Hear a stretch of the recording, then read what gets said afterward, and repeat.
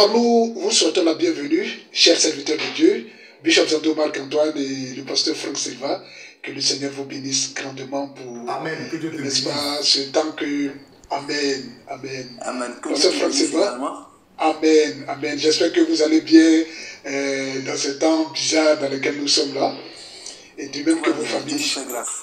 Dieu est avec nous. Dieu soit béni, Dieu soit béni. Vraiment, je salue l'église qui est dans vos maisons. L'église dans la maison du pasteur Franck, l'église dans la maison du Bishop Zando.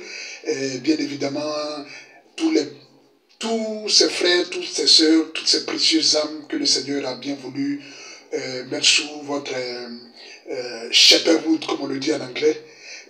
Que le Seigneur continue de leur faire du bien et que le Seigneur, n'est-ce pas, continue de se révéler à chacune de ces âmes-là. Alors, aujourd'hui, nous allons commencer vraiment quelque chose d'important. Juste avant cela, je veux également saluer tous les bien-aimés qui nous regardent déjà. Voilà, que le Seigneur vous bénisse. Je veux saluer chacun de vous et bien évidemment saluer l'église qui est dans la maison de chacun d'entre vous. Que le Seigneur vous bénisse. Nous commençons un thème des plus importants. L'église africaine, son identité et son mandat.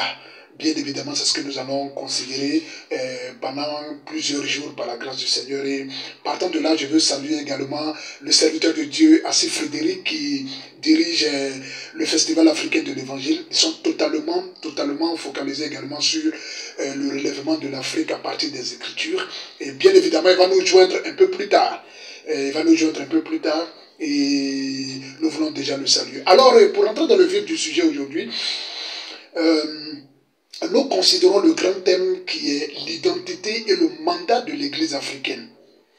Et le sous-thème que nous considérons pour ce soir, c'est bien évidemment la primauté de l'Église africaine. C'est quelque chose de vraiment très important, très important, en ces temps qui courent, c'est vraiment très important. Et je veux encore une fois demander à tous nos bien-aimés qui nous regardent et qui vont nous regarder de vraiment prêter attention à ce qui va être dit pour la gloire du Seigneur. Et ce soir, pour débuter cette conférence sur l'Afrique-là, nous aurons bien évidemment le bishop Zando Marc-Antoine qui va élaborer un peu plus sur ce sous-thème de la primauté de l'Église africaine. Et bien évidemment, le pasteur Franck Silva et moi-même, Mohamed Fadega, nous allons contribuer et également prendre les questions des uns et des autres. Alors, vous pouvez nous poser autant de questions et vous pouvez apporter également vos contributions à ce qui va être dit.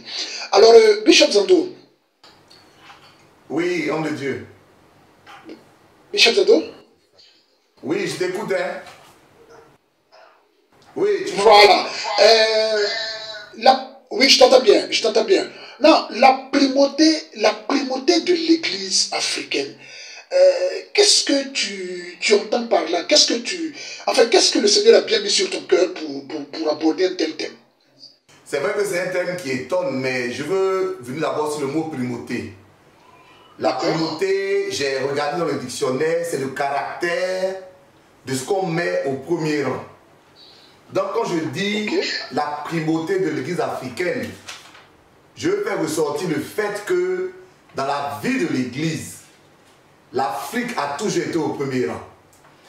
C'est important parce que de nos jours, on pense que l'Afrique, du moins on pense que l'Évangile est un facteur occidental qui nous a été importé. Mais on va voir au travers de la Bible que ce n'est pas le cas. Que l'Afrique a toujours été au premier rang du plan de Dieu même en général. Et même de l'Église. Wow. C'est déjà fort pour ce début, pour dire que l'Afrique a joué le premier rôle, n'est-ce pas, dans l'établissement du christianisme. C'est déjà fort. Alors, quels sont les arguments que le bishop a pour, n'est-ce pas, dire de telles choses? D'accord. La première des choses, c'est que je veux d'abord poser non pas seulement la primauté de l'Église africaine, mais la primauté de l'Afrique dans le plan de Dieu. Voilà. Ok. Mais par primauté, est-ce que tu comprends par primauté peut-être la supériorité ou quelque chose comme ça? J'ai bien dit le caractère de ce qui est premier. En fait, ce n'est pas une supériorité. Ça veut dire que quand Dieu veut travailler, la plupart du temps, il commence en Afrique. C'est ça la primauté. C'est-à-dire, le travail de Dieu en général commence par l'Afrique. Et on verra que le travail de Dieu s'étend un peu partout. Mais ça veut aussi dire que s'il commence par l'Afrique, on va voir à la fin ce qui va terminer par l'Afrique. Parce que quand tu lis la parole de Dieu, tu t'aperçois que tout ce qui est dit dans Genèse est un peu répété dans l'Apocalypse. Quand Dieu commence quelque part, il termine là où il a commencé. Donc, ce qu'on veut établir d'abord, c'est que Dieu a toujours commencé par l'Afrique. Voilà. Et même pour l'évangile, cette réalité est encore établie bibliquement. C'est parce que souvent on lit la Bible sans faire attention, mais on verra un peu que si on fait attention, on verra que Dieu a toujours commencé par l'Afrique. Dieu a toujours commencé par l'Afrique. Ok? Ouais. Je ne sais pas si je peux élaborer un peu dessus. Oui, vas-y, Bishop. D'accord, d'accord. D'accord. Donc on sait par exemple que la vie est née en Afrique. Que Dieu, quand il a créé Adam, c'était en Afrique. Plus simplement, Adam était un Africain. Ça, oui, ça c'est une déclaration ou bien une certitude scientifique de nos jours. Les paléontologues, les anthropologues, tels que par exemple Yves Coppens ou bien tous les spécialistes, ont découvert des ossements des premiers hommes en Afrique, dans la corne de l'Afrique.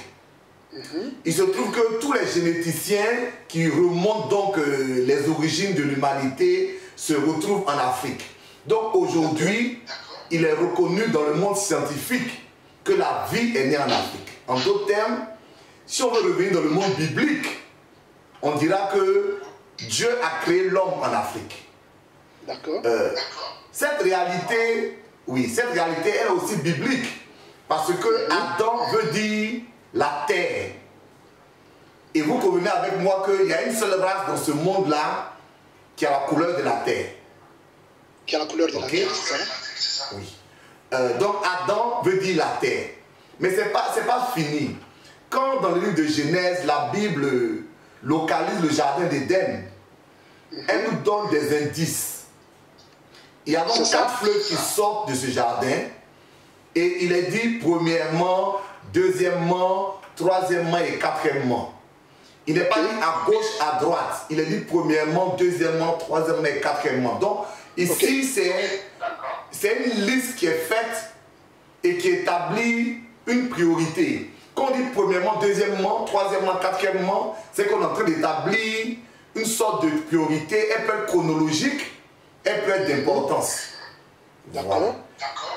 D'accord. Mais ça veut dire d'accord. Donc le premièrement, c'est un fleuve qui entoure le pays d'Avila. Et le deuxièmement, c'est un fleuve qui entoure le pays de Couche. Et vous ferez vos recherches et vous verrez que Avila est un fils de Couche et que Couche, c'est à peu près l'Éthiopie, c'est en Afrique. Donc ça veut dire que les 2 premiers fleuves sont sortis en Afrique. Et les 2 autres fleuves qui ont suivi, on pense que c'est le Fat et le Tigre, semblent être localisés au Moyen-Orient, mais il faut comprendre que les fleuves se sont énormément déplacés à cause de ce qu'on appelle le déplacement des continents. Donc, si on retient ce que la Bible dit, si on retient ce que la science dit, la vie est née en Afrique. Voilà. Même tous les Occidentaux, tous les Chinois sont des Africains à l'origine. Exactement. Ça c'est la première des choses. Mais Dieu ne s'est pas arrêté là. Son peuple Israël est né en Afrique. Ok. Parce que tout ce que je dis, c'est des faits bibliques. Hein. Quand Joseph et sa famille arrivent en Afrique, ils sont 70. Quand Jacob et sa famille. Quand Jacob, non, c'est Jacob, c'est Joseph et puis bon, Jacob et sa famille, bon. C'est la même chose, je veux dire. Quand Jacob et sa famille, tu m'entends de Dieu? Allô? Allô? On s'entend, hein? J'ai un problème de réception. Oui. Mais ça va mieux? Oui, on t'entend. On t'entend? Oui, ça va. Oui, on peut aller. D'accord. On s'entend, non? Oui, on s'entend bien. On s'entend bien. Non, il y a des gens qui m'appellent, qui perturbent, quoi. C'est pour ça que je coupe les appels. Ah, d'accord. Quand ils m'appellent là, ça perturbe un peu. C'est à cause de moi. D'accord. D'accord, il n'y a pas de problème. Okay. Donc je disais, quand Jacob vient avec sa famille en Égypte, ils sont 70. Et 430 ans après, ils sont des millions. Tout à fait. Je vais prendre un exemple auquel on est habitué, nous Ivoiriens. Les Akans sont venus du Ghana en Côte d'Ivoire il y a quelques centaines d'années. C'est ça. Mais personne n'appelle les Baoulés des Ghanéens. Vous suivez? Exactement. Parce qu'au bout de centaines d'années, on est entièrement intégré dans la culture où on vit. Ok. Exactement. Donc si les Israélites sont venus à 70 en Égypte et qu'ils sont sortis des millions ou de 400 années, la culture qui les a nourris, qui les a imprégnés, qui les a formés, c'est la culture égyptienne. Exactement. Or nous savons maintenant, ça c'est un fait, hein, que les Égyptiens n'étaient pas seulement africains, c'est un fait, mais que les Africains noirs, ça on peut le prouver. Exactement. Voilà. Exactement. Sans aucun doute. Voilà. Donc ça veut dire quoi? Ça veut dire qu'Israël même là. Et c'est pourquoi quand vous verrez l'histoire d'Israël, vous allez voir qu'il y a beaucoup de juifs qui étaient noirs. Parce que ça a commencé par Joseph lui-même, il a épousé une égyptienne. Il a épousé l'Égyptienne, oui. Donc ses deux enfants déjà étaient africains. Ephraim et Manassé. C'est-à-dire Manassé et Ephraïm. Manassé et Ephraïm. Donc, là encore, on voit que non seulement la vie est née en Afrique, mais que Israël, le peuple élu de Dieu, est né en Afrique. C'est technique. Wow. Ils venaient à 70, ils sont constitués en Afrique. Je veux rappeler qu'en ce temps-là, les mariages intercommunautaires n'étaient pas interdits. C'est-à-dire un juif pouvait facilement épouser une égyptienne.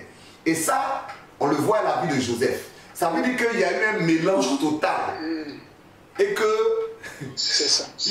l'africanité a été transmise aux juifs depuis leur conception. Ah, ça c'est un point de vue purement scientifique. Hein. Oui, c'est un point de vue vraiment auquel on n'avait pas prêté. On ne peut pas déroger à ça, hein, je pense. Voilà, ce que je dis là, c'est des faits. C'est-à-dire qu'on ne peut pas discuter. Peut-être les gens ne font pas attention à ça, mais c'est des faits. Vous voyez par exemple, on s'aperçoit que le petit-fils de Aaron s'appelle Phiné. Mais Phiné, en hébreu, ou bien dans la langue, ça veut dire celui qui est très noir. Donc, ça ne décrit même pas un Africain. C'est-à-dire, Phiné, par exemple, c'était le terme par lequel les Égyptiens appelaient les Soudanais. Ok. Vous avez les Soudanais sont Et aujourd'hui, oui. Aujourd'hui, oui, on peut voir que les Soudanais sont particulièrement noirs. Donc voici le petit-fils de Aaron qui est tellement noir qu'on l'appelle Phiné. Et vous verrez qu'on peut parler de Phiné un jour. Non seulement il est devenu souverain sacrificateur, mais Dieu lui a fait une promesse particulière. Mais ce n'est pas notre objectif aujourd'hui. C'est ça. Je peux continuer sur la primauté de l'Afrique. Oui, tu peux continuer. D'accord. Donc le seul continent, à part Israël, que Jésus a visité, c'est l'Afrique. Il n'est allé ni en Iran, ni en Irak, ni au Moyen-Orient qui est plus proche de lui. Il est venu en Afrique. Tout à fait.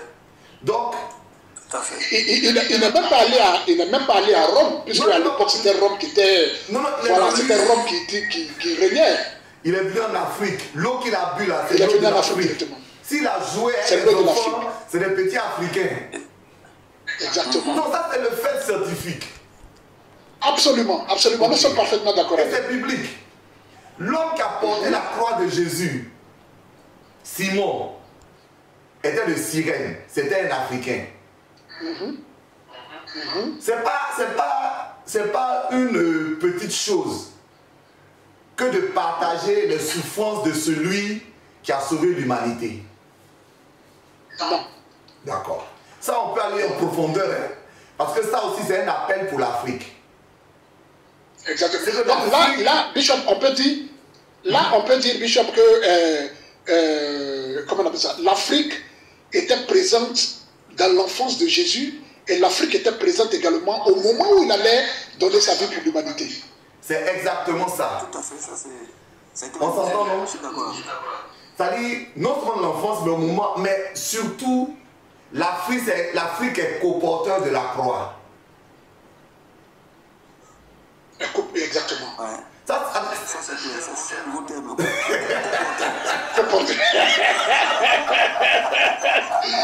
Exactement. On va t'appeler. pour la solidarité,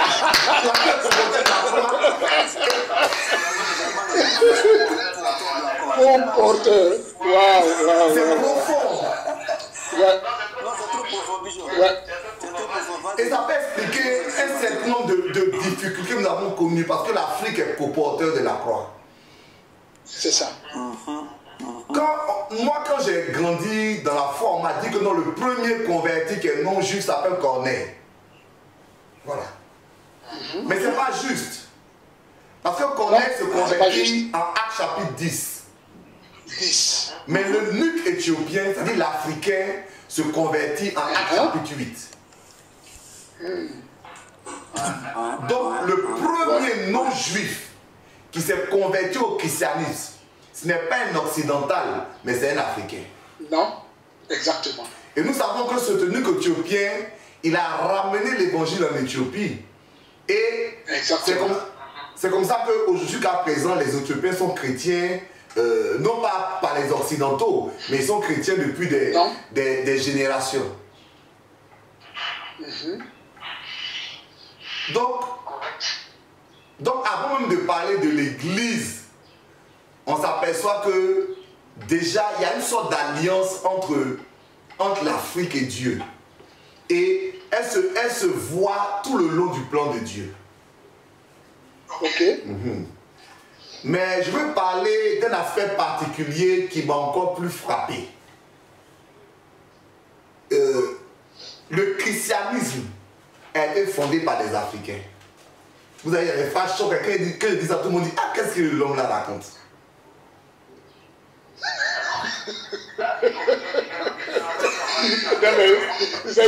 C'est clair, c'est clair. Allez dire qu'il a dit que le christianisme sont fondés par les Africains, c'est... Oui. L'affaire est sérieuse. C'est vraiment la primauté, quoi. C'est vraiment la primauté.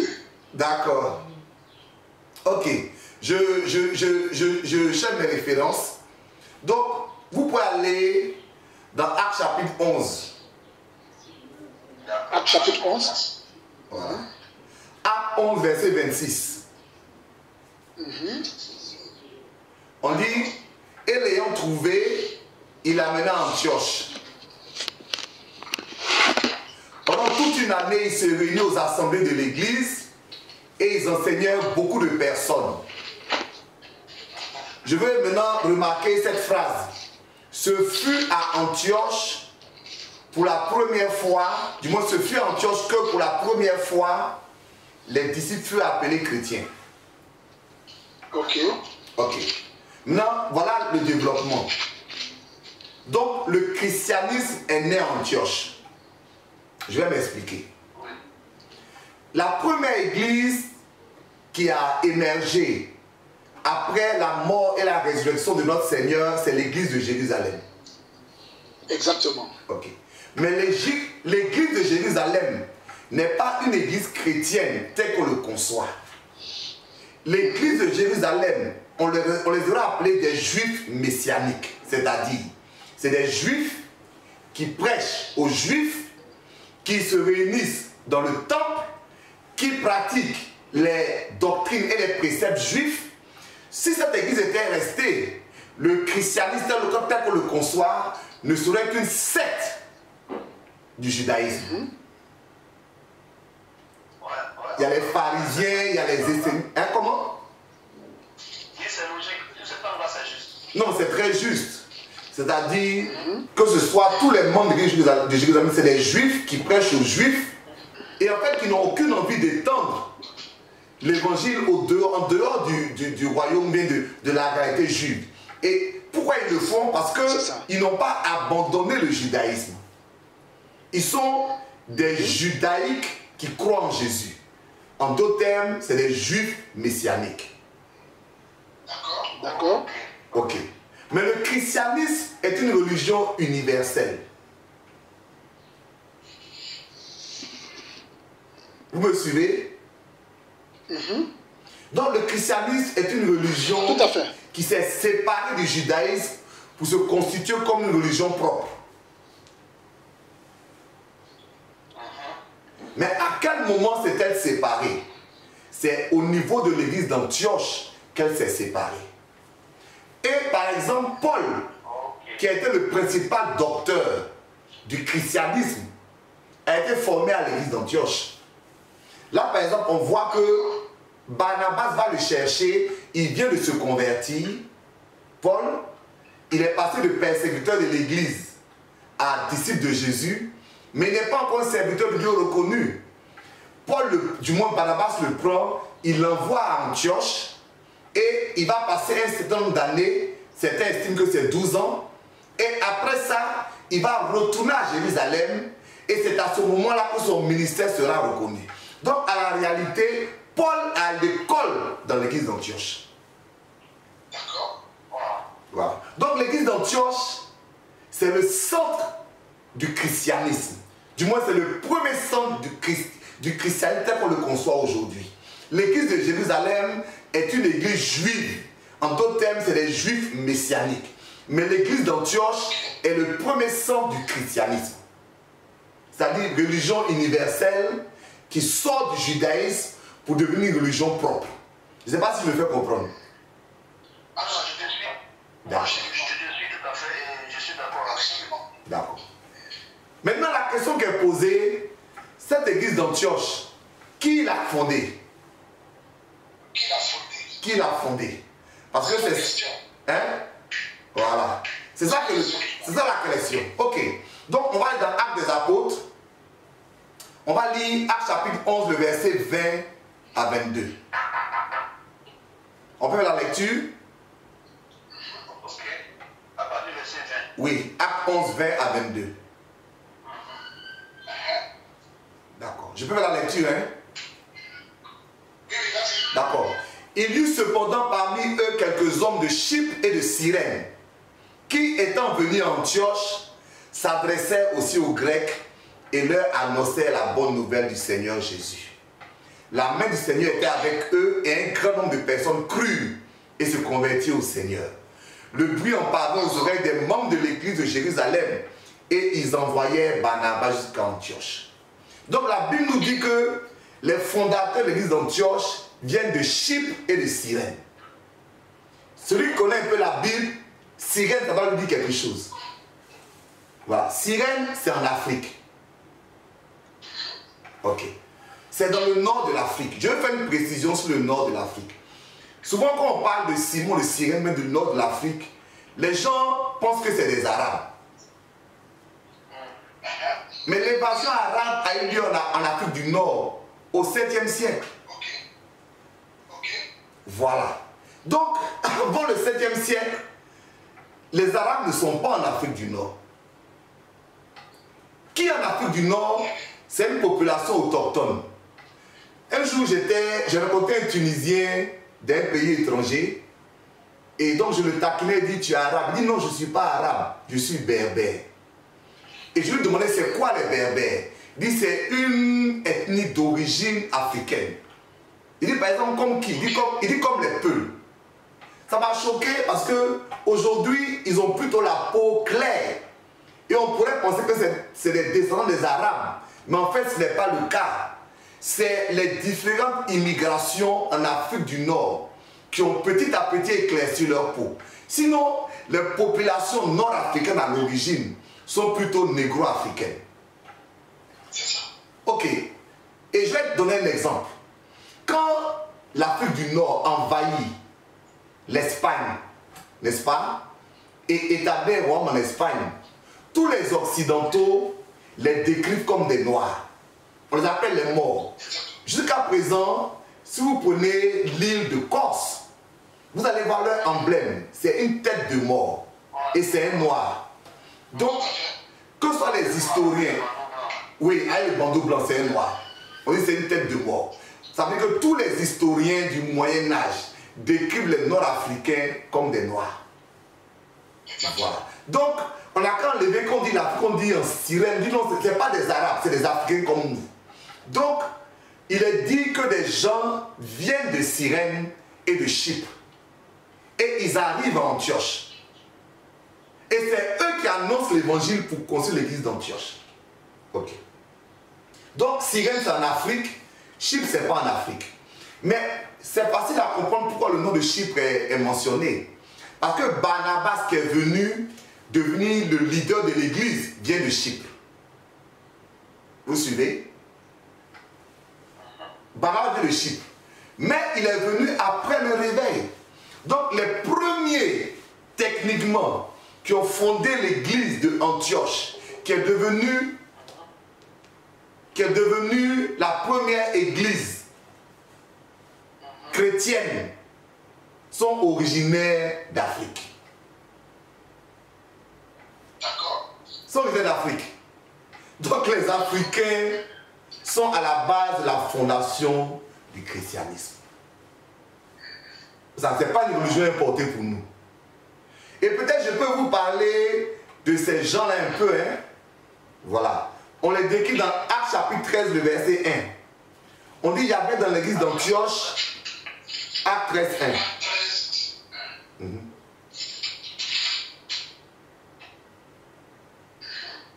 Il y avait dans l'église d'Antioche des prophètes et des docteurs. Barnabas, bon, on sait que lui vient de Chypre. Siméon appelé Niger. Lucius de Cyrène. Manaen, qui avait été élevé avec Hérode, le tétrarque et Saul. Donc, voici ce qui se passe. Dans cette église-là, Antioche, il y a Barnabas qui vient de Chypre, il y a Saul qui vient de Tarse, et il y a donc Manaen, c'est-à-dire qui a été élevé avec Hérode, donc qui vient de Jérusalem. Donc, nos frères africains, qui étaient les piliers de cette église, c'est Siméon appelé Niger et Lucius de Cyrène. Et Lucius de Cyrène, donc deux Africains. Ces deux Africains-là, ils sont trop intéressants. Ok. Le premier, c'est Simon de Cyrène. Bon. C'est ce Simon de Cyrène-là. On peut l'identifier facilement, du moins Simon appelé Niger. On peut l'identifier facilement à Simon de Cyrène. Pourquoi? Parce que Simon appelé Niger, ça veut dire littéralement Simon le Noir. Tout à fait. Voilà. Donc, Simon appelé Niger, ça veut dire littéralement Simon le Noir. Ok. Donc, Simon le Cyrène est noir. Vous voyez? D'accord. Je reprends. Donne-moi 2 minutes. Je reprends.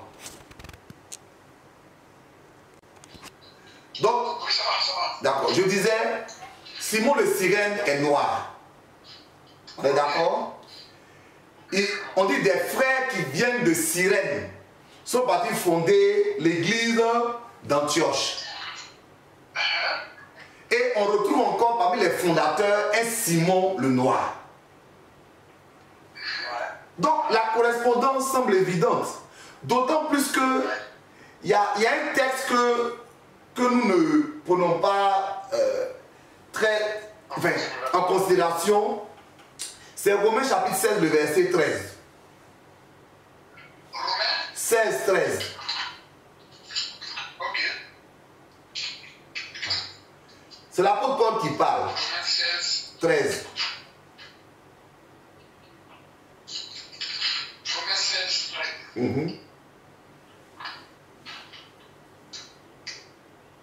Il dit sa mère refuse le vœu du Seigneur. Et sa mère vient aussi la mienne. Ok. Donc ce Rufus-là, il est connu. C'est le fils de Simon de Cyrène. Voilà. D'accord. Dans les évangiles, lorsqu'on parle de Simon de Cyrène, on dit c'est le père de Rufus et d'Alexandre. Quand les évangélistes donnent le nom de quelqu'un, c'est que cette personne est connue. Ok. C'est ça. Donc l'apôtre Paul appelle la mère de Rufus, donc la femme de Simon de Cyrène, il dit c'est comme ma propre maman. Ça veut dire simplement que l'apôtre Paul et puis la famille de Simon de Cyrène ont vécu ensemble dans un lieu commun. À une période précise. À une période précise. Ok. Donc Saul vient de Tarse. Saul vient de Tarse, Simon vient de Cyrène. À quel moment ils ont vécu ensemble dans une période précise?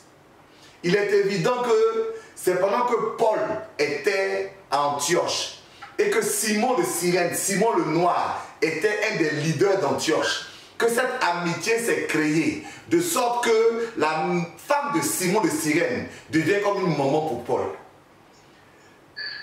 Ça, voilà. Il faut comprendre que Paul, quand il arrive à Cyrène, ce n'est pas l'apôtre Paul, du moins quand il arrive à Antioche, ce n'est pas l'apôtre Paul.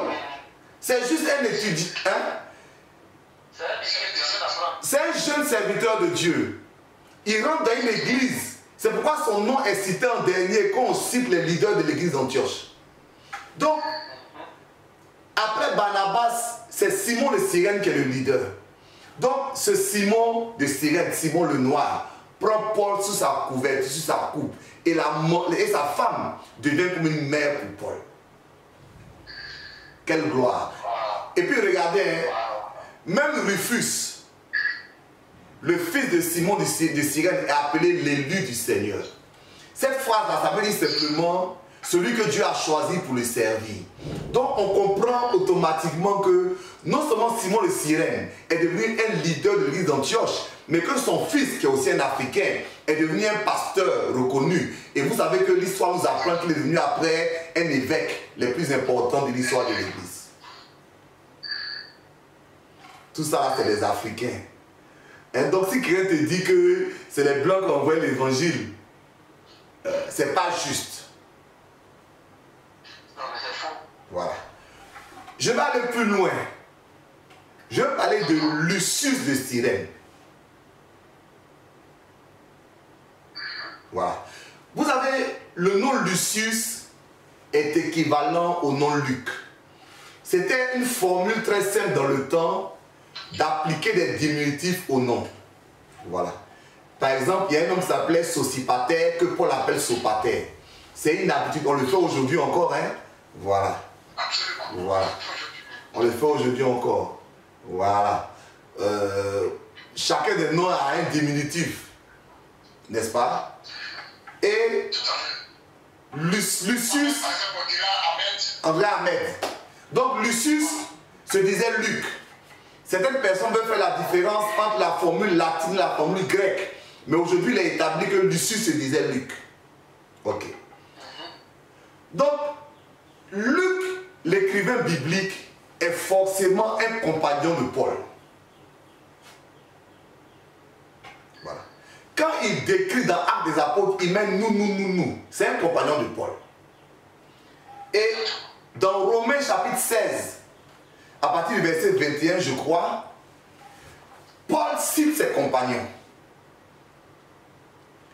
En ce moment-là, Paul est à Corinthe. Vous suivez? Je ne sais pas si quelqu'un peut nous lire Romains 16, 21. On n'est pas pressé, on peut lire ça. Je vais lire Romains 16, 21. Il dit ceci: Timothée, mon compagnon de vous salue, ainsi que Lucius, Janson et Sosipater, mes parents. Ok. Le mot mes parents ici, en anglais on dit my kinsman. Ça dit c'est pas mes parents dans le genre, mes parents naturels. Ça veut dire des gens de mon propre pays, des gens de ma culture. Ça va? Parce que certaines personnes ont dit que Luc c'est un occidental, donc c'est pas un juif. C'est pas juste. Dans Actes des Apôtres, Luc rentre dans le temple avec Paul et personne ne se plaint. Vous pouvez lire ça. Donc c'est pourquoi Paul appelle Luc la personne de même origine que moi. Mais remarquez une chose ici, c'est que Paul cite ses compagnons qui l'ont accompagné à Corinthe, parce qu'au moins l'équipe de Romains est à Corinthe. Et il cite un Lucius, alors qu'on sait que Luc a accompagné Paul. Et Paul ne peut pas citer les compagnons sans sauter Luc. Vous êtes avec moi? Ouais. Donc Luc, hein? Donc Lucius là, c'est ce Luc. Or, il se trouve que il y a un autre seul Lucius que Paul a côtoyé, qui est Lucius de Cyrène, avec qui Paul est à Antioche. Je veux continuer, hein? Oui, continue. Voilà. Lorsque Paul Paul fait ses différents voyages missionnaires, il démarre d'Antioche. Donc Luc a accompagné Paul, l'a accompagné depuis le démarrage de sa station missionnaire qui est Antioche. Ça veut dire quoi? Que ce Lucius de Cyrène là, c'est Luc l'évangéliste. En tout cas, très probablement. La probabilité est grande. Voilà. En fait, c'est même la vie des pères de l'Église comme Origène. C'est-à-dire les premiers pères de l'Église ont associé Lucius à Luc. Mais, tu sais, c'est le même problème toujours. Hein. Nos frères occidentaux, et je les comprends, ont toujours voulu, et je ne pense pas que ce soit méchant, ils sont plutôt européocentriques, c'est-à-dire que tout le monde est européen. Donc, ils ont transformé Luc en un européen, alors que les évidences font tourner plutôt Lucius Luc comme venant de Cyrène, donc comme étant un Africain. Ça voudrait dire que l'auteur du 4e évangile, d'un des évangiles, et l'auteur des Actes des Apôtres, c'est notre frère africain, Lucius. Waouh, ça, quelle belle démonstration. Tu dis quoi? Non, c'est le temps sorti. Parce que moi je dis, et je n'accuse pas les Occidentaux, on dit chacun voit midi à sa porte. Ils ont reçu l'évangile, vous me suivez? Et ils ont fait une interprétation européocentrée de l'évangile. Mais nous sommes africains. Ça nous de faire une relecture, non pas pour changer, mais pour dire ce qui est établi. Parce que on sait aussi que les premiers pères de l'Église n'ont pas été des Européens. Voilà. On parle d'Origène, on parle de aidez-moi. On parle de qui? On parle de Tertullien, on parle de Cyprien, on parle d'Augustin. Voilà. Tout, voilà, Tertullien, Cyprien, Augustin, Origène, tous ces pères de l'église là viennent d'Afrique. Donc, l'évangile a atterri en Afrique de manière massive avant d'atterrir en Europe. Donc, c'est quelque chose qu'il faut qu'on puisse comprendre et accepter. Voilà. Donc, c'est le cœur de ce que je voulais partager. Mais je veux prendre vos questions peut-être et vos préoccupations. Parce que, pour terminer, j'ai dit que la primauté de l'Afrique, elle est depuis l'Ancien Testament. Mais qu'est-ce que Dieu dit pour terminer? Sophonie chapitre 3, le verset 10. Un homme de Dieu, tu peux nous lire ça? Sophonie 3, 10. Ok, je peux y être. Sophonie 3, 10. Oui. La Bible dit ceci. Oui. D'au-delà des fleuves de l'Éthiopie. Des fleuves d'où ça? De l'Éthiopie. Mes adorateurs. Alléluia. Dispersés m'apporteront des offrandes. Vous voyez? Le mot Éthiopie ici, pardon? Ok. Le mot Éthiopie ici, c'est... Ok. Le mot Éthiopie ici, c'est le mot couche. Donc couche ne représente pas une région. Couche, ça veut dire l'Afrique. Ok. Donc Dieu dit, et ça c'est des prophéties de fin de temps, qu'il viendra des temps où ses adorateurs viendront du delà des fleuves de l'Éthiopie, chez nous en Afrique. Et vous savez que Sophonie lui-même était d'origine africaine. Quand vous lisez l'introduction, il dit moi Sophonie, fils de Couchi. Ça veut dire littéralement fils du noir. Donc Sophonie est d'origine africaine et il prophétise pour les Africains. Voilà. Psaume 68, verset 30. Psaume 68, verset 32. Verset 32.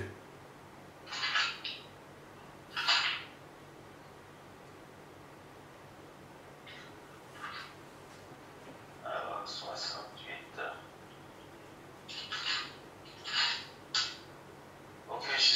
appelé alors, au royaume de la terre. Ou plutôt, lis le verset 33 peut-être, Psaume 68, verset 33. C'est 31, lis 31, pardon. Il y a une différence dans les références. Psaume 68, verset 31. Chanter à celui. Non, elle est au Psaume 68. 31. 31. Oui, des grands viennent de l'Égypte. Voilà. L'Éthiopie accourt les mains tendues vers Dieu. Amen. L'Égypte ici nous parle de l'Afrique. La terre chantait à Dieu, célébrant le Seigneur. Amen. L'Éthiopie accourt les mains tendues vers Dieu. D'au-delà des fleuves de l'Éthiopie, mes adorateurs, mes dispersés m'apporteront les offrandes. Ça, c'est dans l'Ancien Testament. Hein? Mais de toutes ces prophéties, il y a une qui me perturbe un peu, mais dans le bon sens. Ésaïe 19, 25.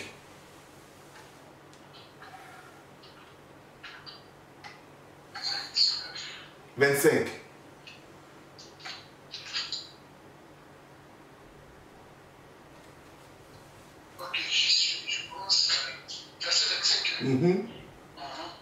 Oui, Ésaïe 19, verset 25. L'Éternel des armées les bénira en disant, béni soit l'Égypte, mon peuple, et la Syrie, œuvre de mes mains, et Israël, mon héritage. Vous savez ce qui me bouleverse dans ce texte, dans cette prophétie-là? C'est que Dieu dit, béni soit l'Égypte. On va simplifier, je n'ai pas le temps de vous expliquer pourquoi est-ce que souvent le mot Afrique est remplacé par Égypte.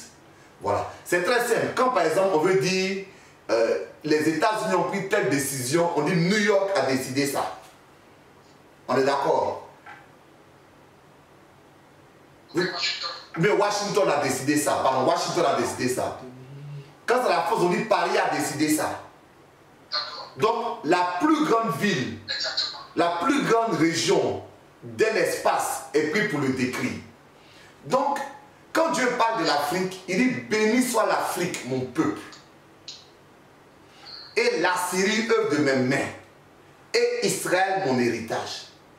Dans le verset précédent, il dit ils seront trois. Et Israël sera troisième.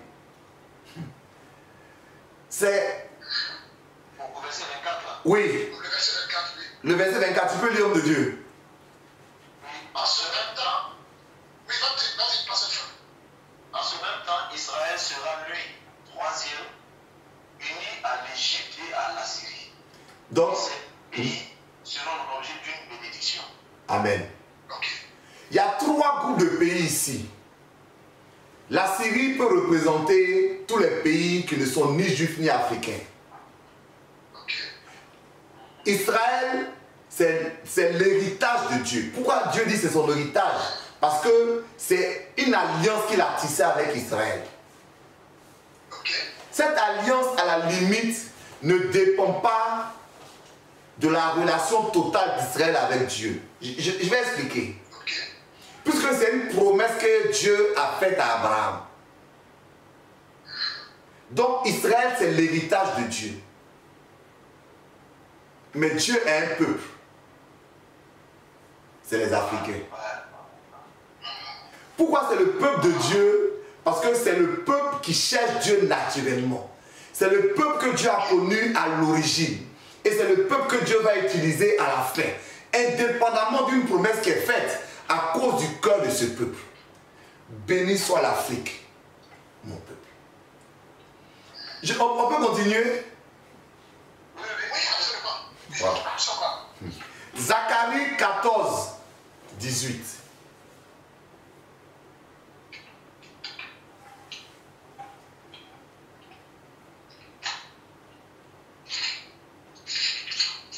Ok, je vais faire la lecture.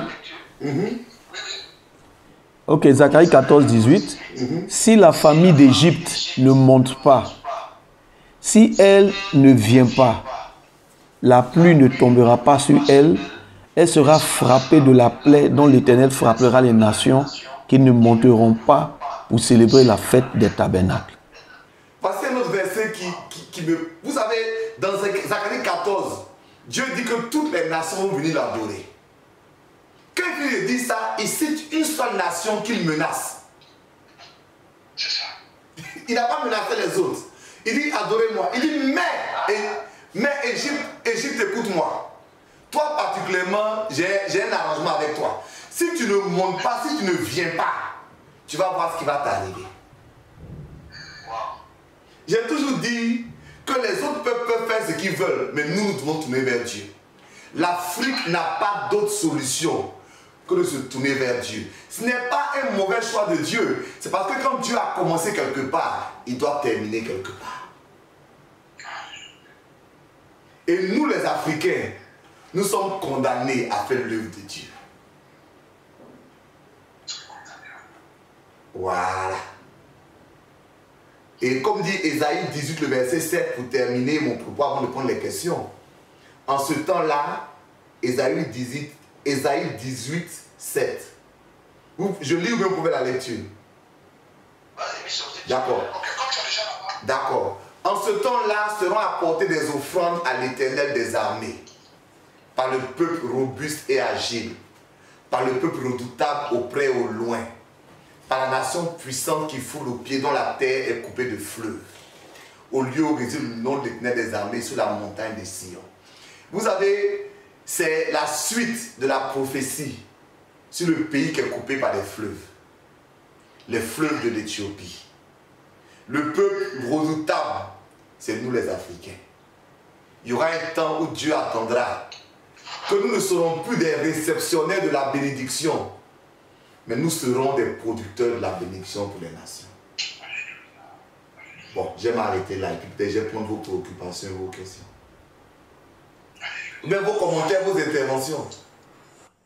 Oui. Alors moi je voudrais réagir à ce propos. Bishop, tout ce que tu viens de dire là, vraiment que le Seigneur te bénisse et qu'il te fortifie. Mais est-ce que c'est des choses qui sont suffisamment dites aujourd'hui pour qu'on puisse prendre vraiment conscience de ce que le Seigneur attend de nous en réalité en tant qu'Africains? Est-ce qu'en tant que serviteur de Dieu, d'abord les serviteurs de Dieu, est-ce qu'on a pris suffisamment conscience de cela pour en parler comme quelque chose qu'on s'approprie pour dire qu'en réalité Dieu nous attend là, quelque part, Dieu qui nous attend ici. Parce que, Bishop, justement, Bishop, de répondre à la question, je veux juste, si tu peux appuyer ce que le pasteur Franck est en train de dire.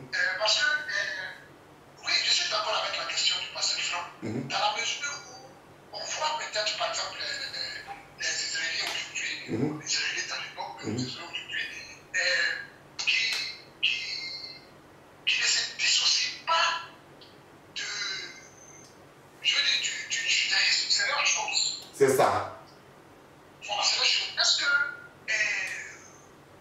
nous aussi, on est assez informés sur le fait que, en fait, la Bible, là, en général, là, on est parti pour la Bible. On est membre fondateur de la Bible. Voilà, c'est ça qu'il faut dire. On est les membres fondateurs. C'est pas exagéré. Non, c'est un parti au mal. Où c'est Dieu, oui, dans la mesure où c'est Dieu lui-même qui le veut ici. C'est ça. Les serviteurs de Dieu, je pense que c'est là qu'on a une forte responsabilité. D'accord. Tu sais, quand Jacob a voulu voler l'héritage d'Ésaü, il a fait quelque chose. Il a pris son identité. Et quand il a pris son identité, la conséquence, c'est qu'il a pris sa destinée. Et la troisième conséquence, c'est qu'il a pris sa bénédiction. J'explique. Quand Jacob s'est fait passer pour Ésaü, on est ensemble? Vous m'entendez?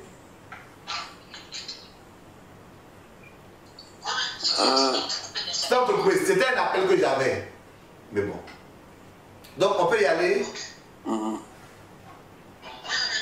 Donc quand Jacob s'est fait passer pour Ésaü, il a pris son identité. Ok. Comme il a pris son identité, il y avait quelque chose qui était prévu pour Ésaü. C'est sa destinée. Donc le papa a prophétisé la destinée dans la vie de Jacob et non d'Ésaü. Et finalement, il a reçu sa bénédiction. Nous, Africains, il faut qu'on comprenne qu'on doit récupérer notre identité. C'est un challenge qui est important. On est ensemble? D'accord. Parce que voilà, c'est un challenge qui est important parce que si on ne le fait pas, on ne va pas comprendre ce que Dieu va attendre de nous et on ne sera pas les hommes que Dieu veut. Moi, je ne suis pas en train de parler que les Africains sont meilleurs. Je dis simplement que la responsabilité sur l'Afrique est plus grande. Voilà. Parce que nous sommes comme les premiers enfants de Dieu. Et donc, Dieu compte sur nous de manière encore plus forte. Quand il a primauté, c'est que quand Dieu t'a choisi de manière particulière, il faut faire le travail de manière particulière.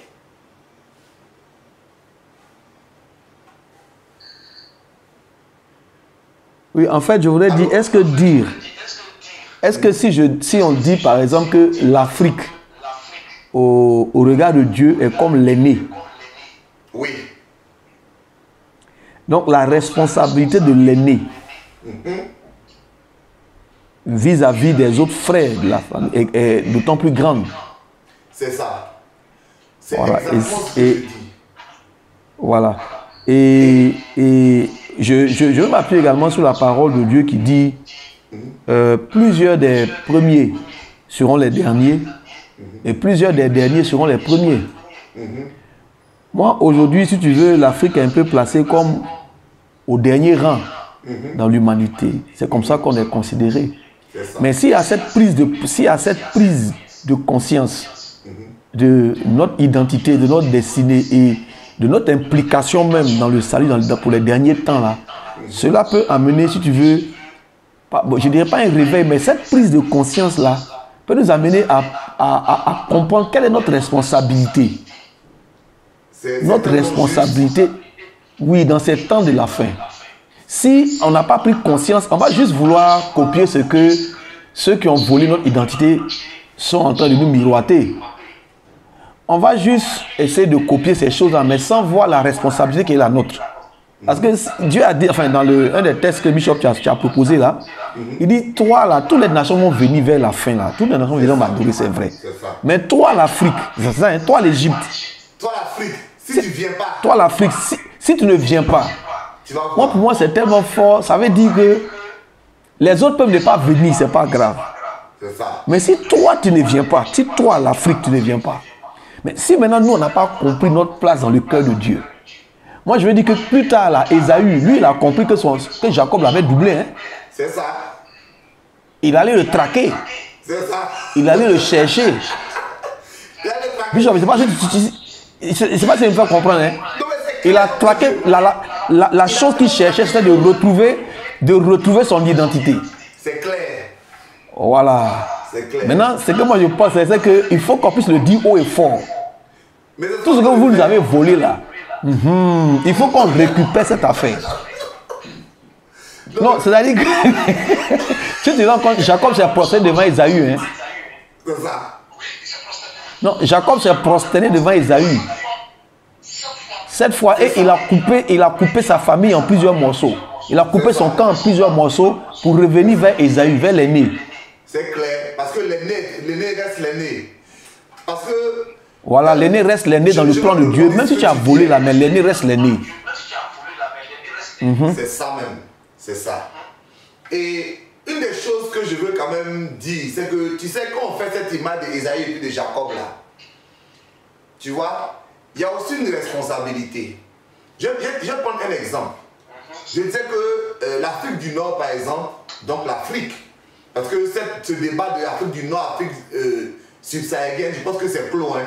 C'est un débat qui a lieu aujourd'hui, mais dans le temps ancien, ce débat n'existait pas. Vous suivez? Voilà. Parce que c'était un continent uni et il y avait des Noirs en Afrique du Nord. Donc l'Afrique du Nord a reçu l'évangile et pendant 7 siècles, ne l'a pas fait descendre en Afrique subsaharienne. Je ne sais pas si c'est ce que je veux dire. C'est-à-dire, on parle des Tertulliens, des Augustins, mais est-ce qu'ils sont venus nous évangéliser? Nous en Côte d'Ivoire, en Afrique subsaharienne. Alors que les Arabes sont venus à l'islam au 7e siècle, mais déjà au 8e siècle, etc., ils ont déjà conquis l'empire du Mali, l'empire Songhai. C'est-à-dire que ce que les autres n'ont pas voulu faire là, eux ils l'ont fait. Et ça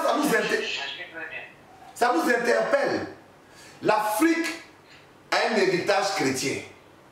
L'Église africaine doit travailler à le propager dans toute l'Afrique. Mais quand nous ne le faisons pas, parce que nous nous asseyons dans nos églises et que nous sommes préoccupés, tu sais, les théologiens de l'Afrique du Nord étaient préoccupés par des débats comme est-ce que les anges sont des hommes ou des femmes? C'est on appelle ça le débat sur le sexe des anges. C'est des débats qui n'avaient pas de sens. Au lieu d'évangéliser, au lieu d'étendre le royaume. Et moi je pense que nous avons le même challenge, homme de Dieu.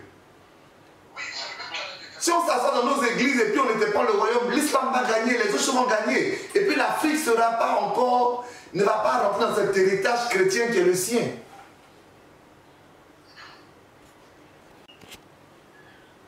Donc c'est une interpellation aussi. Je pense que dans les autres jours, on va parler du mandat de l'Afrique. Donc ça fait partie de ce mandat.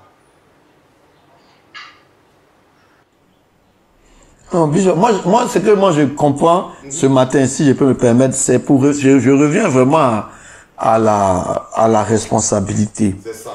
La responsabilité de l'Afrique, enfin, de notre continent, en tant que porteur de cet évangile, on a une très lourde responsabilité C'est clair. que nous ne pouvons pas porter, à mon sens, tant qu'on n'a pas atteint un niveau de maturité. C'est clair. Je veux dire que la responsabilité, là, elle est fonction aussi de la maturité. C'est... Allô, vous me recevez? Allô? Vous m'entendez, hein? Ok. Ok. Enfin, ce que je veux dire, c'est que pour moi, il est tellement important de revenir récupérer cette destinée-là. Il faut revenir dans notre identité d'aîné. Un peu comme Ésaü. C'est vrai, il a été trompé. On lui a arraché cette chose. Il a pleuré amèrement. Après, il allait prendre plusieurs femmes. Après, tout ça la main. Il ne pouvait pas vivre tant qu'elle n'était pas revenu reprendre son... Et quand son frère s'est prostré devant lui, il n'a pas tué. Quoi qu'il était venu avec une armée pour le faire. Mais le fait qu'il soit revenu, son frère s'est prosterné. Quand son frère s'est prosterné, c'est comme s'il lui rendait quelque part, il reconnaissait sa place. Parce que la Bible dit que, sans contredit, ce que la Bible dit est clair, c'est que c'est le supérieur qui bénit l'inférieur. Donc il s'est mis sous l'autorité, de son frère. Il s'est mis sous l'autorité de son frère. Dans un sens. Et pour moi, cette prise de conscience-là, elle ne peut venir qu'avec un niveau de maturité. Vous voyez ce que je veux dire? Parce que s'il n'y a pas la maturité, tu n'as pas, à quoi ça te sert d'avoir une responsabilité si tu n'es pas mature? Allô? Allô? Allô? Allô? Ah oui, on a été coupé, je crois. Oui, moi, je t'entends. Je ne sais pas si le bishop... allô? Bon, moi, j'entends le bishop. Bishop, moi, je t'entends, hein? Mais c'est le pasteur Fadiga. Oups, c'est coupé. On a été coupé. Allô? Allô? On a été coupé. Donc, pasteur, tu vas intervenir? Oui, en fait, je vais essayer de faire court. En fait, dans ma pensée, depuis qu'on a parlé de ça, depuis hier, avant-hier, je réfléchissais à ça. Et j'ai été interpellé sur le sens, sur la maturité. Parce que, même par rapport à l'enfant qui grandit, je veux dire, la maturité, la responsabilité est fonction aussi de la maturité. Il y a un certain âge, on dit que tu n'es pas responsable. Même si tu poses, tu n'es pas responsable. Tu vois, et c'est quand arrivé à une certaine maturité qu'on peut dire, oui, cette personne est maintenant responsable. Donc la responsabilité là vient avec aussi la maturité. Donc pour moi, tant que l'Église en Afrique n'a pas atteint un certain niveau de maturité pour prendre ses responsabilités là, c'est comme ça, ce sera toujours difficile. C'est clair. Et j'ai le sentiment que nous sommes vraiment à un carrefour de maturité. C'est clair. L'Église en Afrique. l'église en Afrique. Sinon, on est toujours comme en train de copier des modèles de fonctionnement d'église qui nous viennent de l'Occident, qui nous viennent d'ailleurs. Mais on n'a pas pris conscience qu'en réalité, l'église, c'est nous qui devons la définir. C'est clair. Enfin, si je me tiens dans ce que nous sommes en train de dire, c'est nous qui devons la définir. Ça veut dire que tous les commentaires bibliques, je ne sais pas, les choses de la Bible, c'est des commentaires, oui, ça a à revoir parce que tout a été fait par des Occidentaux, par les Américains. Donc, c'est nous qui devons maintenant définir. Voici comment l'église doit être. Si on entend bien la primauté de l'Afrique dans le cœur de Dieu. Nous, en tant qu'Africains, c'est nous qui devons prendre cette responsabilité. Mais si on n'a pas atteint ce niveau de maturité, ça va être pour moi difficile. C'est que le truc est là, c'est nous qui devons Ésaü s'est levé pour aller reconquérir, comment on appelle ça, son droit d'aîné. Il s'est levé. Oui, il s'est levé et puis il est parti. Mais il aurait pu dire, bon, c'est pas grave, il aurait pu rester dans son amertume. Mais il s'est levé, il a posé des actes. Oui, Ésaü s'est levé, c'est lui l'aîné. Bon, si aujourd'hui nous comprenons que c'est nous qui sommes l'aîné, nous sommes dans le plan de Dieu, du début jusqu'à la fin, et que Dieu a commencé quelque part, il va finir quelque part. Tant que nous, Africains, on ne se lève pas pour prendre cette posture et puis pour dire maintenant, voici comment les choses doivent être, je pense qu'on va tourner en rond, on sera toujours loin de ce que Dieu attend de nous. C'est clair. Ce que Dieu attend de nous. Justement, Bishop, parlons de maturité. Je me posais la question de savoir comment est-ce que Ésaü a réussi à, n'est-ce pas, devenir aussi puissant plus tard. Parce qu'on l'a vu à cette reprise, Jacob venait se prosterner devant Ésaü. On a vu ce Ésaü-là qui, de chasseur, était devenu un meneur d'hommes parce qu'il avait au moins 400 hommes sous sa coupole, sous son leadership. Et on sait ce que ça signifie, c'est tout un peuple, parce que les 400 hommes, certainement, avaient des femmes et des enfants, même si ce n'était pas eux tous, mais certains parmi eux avaient certainement des femmes et des enfants. Alors, qu'est-ce qui s'est passé pour que Ésaü devienne aussi puissant? Je regarde alors le chapitre 28, Genèse chapitre 28, le verset 8 à 9. Là-bas, la Bible dit, Ésaü comprit ainsi que les filles de Canaan déplaisaient à Isaac, son père. Et qu'est-ce qu'il a fait? Et Ésaü s'en alla vers Ismaël. Il prit pour femme, outre les femmes qu'il avait, Mahalat, fille d'Ismaël, fils d'Abraham et sœur de Nabajoth, ou Nabajot. Non, voici ce qui se passe dans la vie d'Ésaü. Ésaü, voyant la position de son père vis-à-vis, n'est-ce pas, des femmes qu'il avait prises, décide d'aller voir son oncle, Ismaël. Or, il se trouve que ce oncle Ismaël-là n'est rien d'autre qu'un Africain, de par sa mère, comment est-ce qu'elle l'appelle? Agar, voilà. De par sa mère, Agar, Ismaël était un Africain. Alors, et nous savons tous combien de fois Dieu avait béni Ismaël. C'était le premier homme à qui Dieu avait donné un nom. Et Dieu avait promis à Abraham que des reines d'Ismaël sortiront des princes et des princesses. Donc quand Ésaü va prendre une femme chez Ismaël, parmi les filles d'Ismaël, il ne va pas simplement prendre une cousine ou quelque chose comme ça. Non, il ne va pas simplement prendre la fille de son oncle, mais il va prendre la fille de son oncle africain. Donc, il va prendre une fille qui a le sang africain qui coule dans ses veines. Et à côté de cela, cette fille-là est également une princesse. Parce que Dieu lui avait promis des princesses et des princes. Alors, je me rends compte qu'à partir de ce moment-là, la Bible nous montre un autre Ésaü. Et quel est cet Ésaü-là? C'est quelqu'un qui mène maintenant des troupes. C'est un meneur d'hommes, de chasseurs, de celui qui dépend, n'est-ce pas, le chasseur, c'est celui qui dépend de la vie de ses proies, comme tu l'avais enseigné une fois. Mais là, on voit un meneur d'hommes, un leader, quelqu'un en qui au moins 400 hommes se retrouvent. 400 hommes obéissent. Il arrive et on ne le voit pas manifester de l'animosité vis-à-vis de son jeune frère Jacob, mais on le voit aimant, on le voit pardonnant, on le voit embrassant, n'est-ce pas, son frère, et manifestant, n'est-ce pas, la paix, la cohésion, l'harmonie. Donc, son contact avec son oncle africain, son contact avec sa cousine qui est devenue sa femme et qui était également africaine, a rendu Ésaü puissant. Puissant militairement, puissant en richesse, puissant en bénédiction, puissant sur plusieurs plans parce que Dieu avait promis et Dieu avait béni cet oncle africain qu'il avait, qui s'appelait Ismaël. je peux poursuivre tout de suite en disant que c'est l'une des raisons pour lesquelles on voit que chaque pays ou chaque continent a son quelque chose d'Afrique. Je m'explique, il y a la Chine-Afrique, il y a la France-Afrique, la célèbre France-Afrique d'ailleurs, les Américains aussi ont leur quelque chose d'Afrique, les Indiens ont essayé d'établir aussi quelque chose d'Afrique, les Brésiliens même, etc. etc. Donc, à partir de ce moment-là, on peut dire sans faux fuyant, sans se tromper, que pour qu'un peuple se développe, pour qu'un continent se développe, il doit forcément avoir un certain lien ou une certaine alliance avec l'Afrique. Homme de Dieu, en fait, moi je veux rebondir ici, moi l'exemple d'Ésaïe, parce que quand Ésaïe a rencontré Jacob et que Jacob voulait le corrompre avec beaucoup d'argent, Ésaïe a dit à Jacob, c'est pas la peine, l'Éternel m'a béni aussi. C'est-à-dire que quand il est revenu, il n'est pas revenu pour chercher de l'argent, il n'est pas revenu, il est venu juste prendre sa position. Mais pas parce qu'il avait une revanche à prendre sur qui que ce soit. Nous, on n'a pas de revanche à prendre sur qui que ce soit. Et nous ne sommes pas en train de prêcher un évangile qui est contre quelqu'un.